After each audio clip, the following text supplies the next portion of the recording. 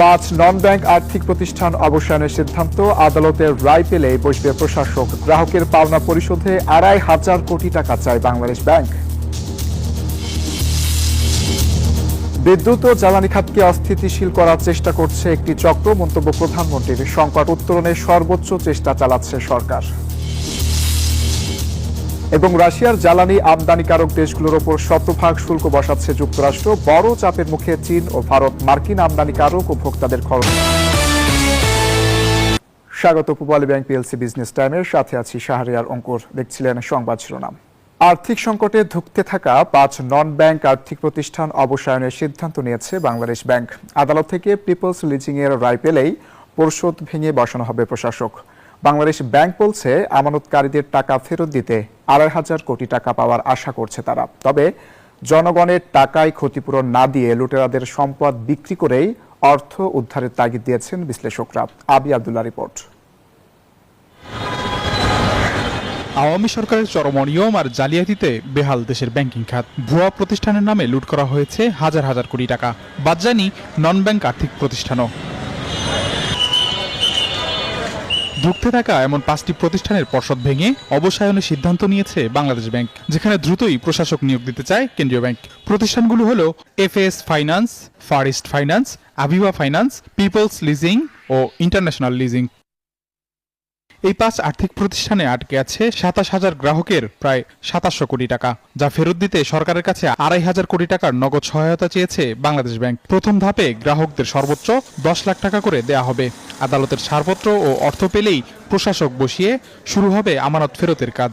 একটু আইনি জটিলতা রয়েছে, সেটাও অচিরেই সমাধান হয়ে যাওয়ার কথা। ওইটা যদি সমাধান হয়ে যায় তবে স্মুথলি আমরা এনবিএফআই নিয়ে যে সিদ্ধান্ত গ্রহণ করেছে তার বাস্তবায়ন জনগণ দেখতে পাবে। আমরা অপেক্ষা করছি সরকারের কাছ থেকে তহবিল পাওয়া মাত্র, যেহেতু ইতিমধ্যে এটা সিদ্ধান্ত গৃহীত হয়েছে, অতএব এটা নিয়ে দ্বিতীয় কোনো চিন্তা বা সিদ্ধান্ত গ্রহণের অবকাশ নেই। এটা ঘটবে 7 দিনের জায়গায় হয়তো বা সময় একটু বেশি লাগবে। তবে বিশ্লেষকরা বলছেন, জনগণের অর্থ দিয়ে লুট হওয়া টাকা পরিশোধ না করে বরং প্রতিষ্ঠানগুলোর সম্পদ বিক্রি এবং লুটেরাদের কাছ থেকে অর্থ উদ্ধারে তৎপর হতে হবে সরকারকে। এই সমস্ত প্রতিষ্ঠানের যে সম্পদগুলো আছে, যে প্রশাসকগণ দায়িত্ব গ্রহণ করবেন, তাদের মাধ্যমে ভ্যালুয়েশনগুলো সঠিকভাবে করে বিক্রয়ের ব্যবস্থা করা যায় এবং সেখান থেকে শুধু আমানতকারীদের অর্থ ফেরতই না, জনগণের যে অর্থটা বিভিন্ন সহযোগিতার নামে দেওয়া হয়েছে ইতিমধ্যে বা এখনো যেটা দেওয়ার প্রস্তাবনা আছে, সেগুলো যাতে আবার উঠে আসে। এছাড়া BIFC, premier leasing, GSP finance ও প্রাইম ফাইন্যান্স, এই 4 প্রতিষ্ঠানকেও অবসায়নের আগে ঘুরে দাঁড়াতে 3 মাস সময় দিয়েছে কেন্দ্রীয় ব্যাংক। আবি আব্দুল্লাহ, নিউজ 24, ঢাকা। প্রধানমন্ত্রী তারেক রহমান বলেছেন, অতীতের অপরিকল্পিত সিদ্ধান্তের কারণে বিদ্যুৎ ও জ্বালানি খাতের সংকট তৈরি হয়েছে। এখন তার খেসারত দিচ্ছে দেশের মানুষ। সেই সংকট থেকে উত্তরণে বর্তমান সরকার সর্বোচ্চ চেষ্টা চালিয়ে যাচ্ছে। শনিবার জাতীয় সংসদের এলডি হলে ডক্টরস অ্যাসোসিয়েশন অব বাংলাদেশের 37তম প্রতিষ্ঠা বার্ষিকী উপলক্ষে আয়োজিত চিকিৎসক সমাবেশে তিনি এসব কথা বলেন। প্রধানমন্ত্রী বলেন, রাষ্ট্র, রাজনীতি ও প্রশাসনে ফ্যাসিবাদের সুবিধাভোগীরা বসে নেই। এই চক্র কৌশলে বিদ্যুৎ ও জ্বালানি খাতকে অস্থিতিশীল করার চেষ্টা করছে এবং বিভিন্নভাবে বিভ্রান্তিকর বক্তব্য উপস্থাপন করছে। তবে সরকার এই সংকট থেকে দেশ ও মানুষকে বের করে আনতে কাজ শুরু করেছে।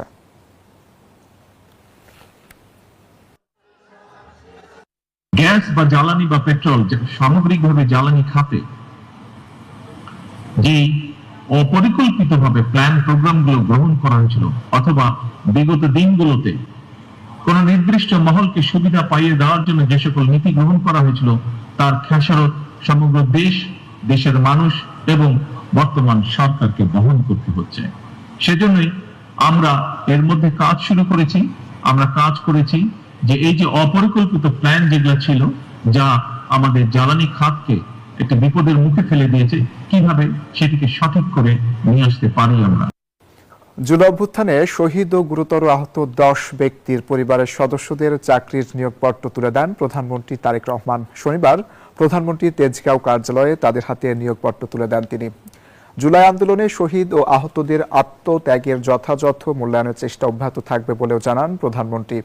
পাশাপাশি অভ্যুত্থানে অংশ নেওয়া 2 যোদ্ধার আত্মকর্মসংস্থান ও জীবিকা নির্বাহে সহায়তায় সিএনজি চালিত অটোরিকশা ও 2টি পেডেল চালিত রিকশা উপহার দিয়েছেন প্রধানমন্ত্রী। এ সময় প্রধানমন্ত্রী তাদের শারীরিক অবস্থা, পরিবার ও জীবিকা সম্পর্কে খোঁজ খবর নেন।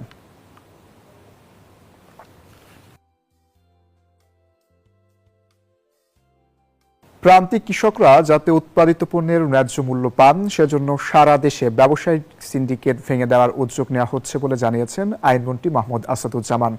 সকালে ঝিনাইদহের শৈলকুপায় পাট ও পেঁয়াজ বাজার পরিদর্শন শেষে সাংবাদিকদের সঙ্গে এসব কথা বলেন তিনি। মন্ত্রী বলেন, অবৈধভাবে পণ্য মজুতকারীদের সর্বোচ্চ শাস্তি মৃত্যুদণ্ড। যারা এই সিন্ডিকেট করে এই কিনবো না বলে কৃষককে ক্ষতি করার চেষ্টা করবে, আইনগতভাবে তারা দণ্ডের মুখোমুখি হবে। এখানে মজুতদারের সর্বোচ্চ শাস্তি মৃত্যুদণ্ড।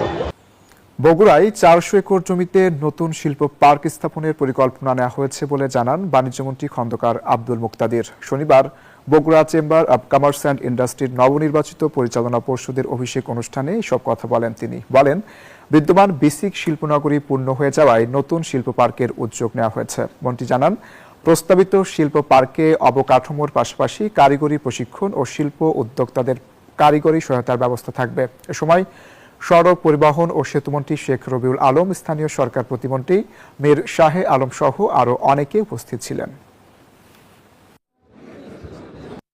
ইতিমধ্যে বগুড়ায় যে বিসিটি আছে সেটি পরিপূর্ণ হয়ে গিয়েছে।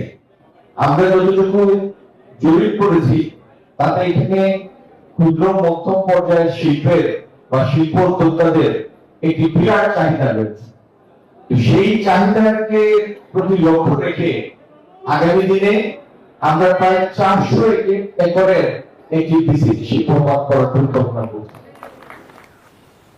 দেশের বাজারে আবারও বাড়ল সোনার দাম। শনিবার এক সংবাদ বিজ্ঞপ্তিতে এ তথ্য জানিয়েছে বাংলাদেশ জুয়েলার্স সমিতি। নতুন এ দাম আজ সকাল 10টা থেকে কার্যকর হবে। নতুন দাম অনুযায়ী দেশের বাজারে ভ্যাট সহ প্রতি ভরি 22 ক্যারেটের স্বর্ণের দাম 2,34,038 টাকা। এছাড়া 21 ক্যারেটের প্রতি ভরি 2,23,541 টাকা, 18 ক্যারেটের প্রতি ভরি 1,91,931 টাকা এবং সনাতন পদ্ধতির প্রতি ভরি স্বর্ণের দাম 1,56,822 টাকা নির্ধারণ করা হয়েছে।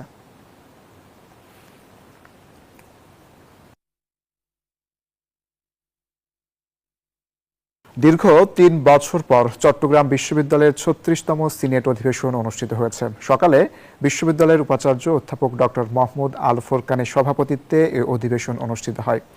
অধিবেশনে 2026-27 অর্থ বছরের জন্য 503,47,37,000 টাকার প্রাকৃত রাজস্ব বাজেট অনুমোদন করা হয়। একই সঙ্গে 2025-26 অর্থ বছরে 489,99,79,000 টাকার সংশোধিত রাজস্ব বাজেটও আলোচনায় আসে। এর আগে সবশেষ 2023 সালের 30 জুলাই বিশ্ববিদ্যালয়ের 35তম সিনেট অধিবেশন অনুষ্ঠিত হয়েছে।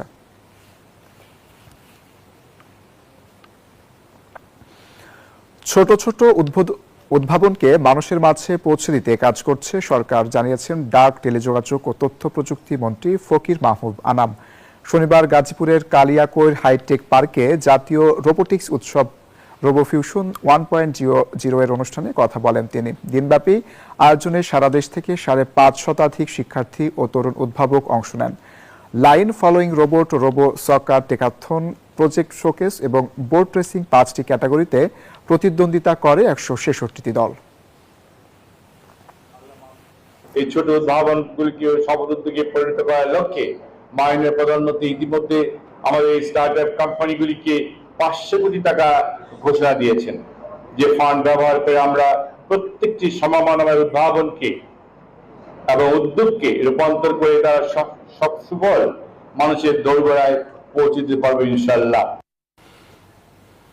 শিক্ষকতার পাশাপাশি নিরাপদ কৃষিতে সাফল্য পেয়েছেন ঢাকার ধামরাইয়ের উদ্যোক্তা হান্নান হোসেন। আধুনিক প্রযুক্তির সহায়তায় বিষমুক্ত বেগুন উৎপাদন করে কর্মসংস্থান তৈরি করেছেন অনেকের। কৃষি বিভাগের পরামর্শে গড়ে তোলা বেগুন ক্ষেত এখন উদ্বুদ্ধ করছে এলাকার অন্যান্য কৃষকদেরও। সাফেদ খান ওপেলের পাঠানো তথ্য, চিত্রে ডেস্ক রিপোর্ট। চকচকে প্লাস্টিক, মালচিং পেপারে ঢাকা সারি সারি বেগুনের ক্ষেত। নেই ক্ষতিকর রাসায়নিক কীটনাশকের ব্যবহার।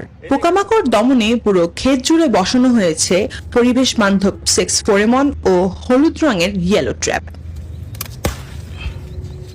ঢাকার ধামরাই উপজেলার সানুরা ইউনিয়নের বাসিন্দা হান্নান হোসেন, পেশায় স্কুল শিক্ষক। শিক্ষকতার পাশাপাশি আধুনিক ও নিরাপদ কৃষির দিকে ঝুঁকেছেন তিনি। 3 বিঘা জমিতে এবার সম্পূর্ণ বৈজ্ঞানিক পদ্ধতিতে মালচিং করে বেগুন চাষ করেছেন হান্নান। কীটনাশক মুক্ত ও নিরাপদ হওয়ায় বাজারে এই বেগুনের চাহিদাও বেশ ভালো। আমার এই বেগুন চাষে প্রায় 1.5 লক্ষ টাকার উপরে খরচ হয়েছে। আমি মোটামুটি একটা আনুমানিক ধারণা করতেছি বর্তমানে যে বাজার মূল্য, তাতে আমি 3 থেকে 4 লক্ষ টাকা ইনকাম করতে পারবো ইনশাল্লাহ।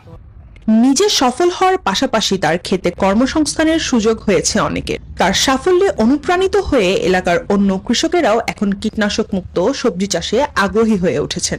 এখানে চাষ করে কোনো বিষ আমরা দেই না, এমনি সবজি সার কিছু দেই, এইটাই আল্লাহ থেকে আমাদের সবজি ভালো। আধুনিক কৃষি প্রযুক্তি ব্যবহারে হান্নানকে পরামর্শ ও সহযোগিতা দিয়ে পাশে রয়েছে উপজেলা কৃষি বিভাগ। আমরা আশা করছি ওনার মাধ্যমে প্রত্যেকটি ইউনিয়নে মডেল কৃষকরা এগিয়ে আসবেন এবং তারা বেগুন চাষে উদ্বুদ্ধ হবেন। আমাদের পার্টনার প্রকল্পের মাধ্যমে আমরা তাদেরকে প্রশিক্ষণ দিচ্ছি এবং এই প্রদর্শনীগুলো সকলের মডেল অনুসরণ করার জন্য আমরা স্থাপন করছি। সঠিক পরিকল্পনা, আধুনিক প্রযুক্তি ও মেধার সমন্বয় ঘটাতে পারলে কৃষিতেও সবুজ বিপ্লব সম্ভব বলছেন সংশ্লিষ্টরা। Desk report, news 24। আর এই ছিল পূবালী ব্যাংক পিএলসি বিজনেস টাইমে। এতক্ষণ সাথে থাকার জন্য ধন্যবাদ।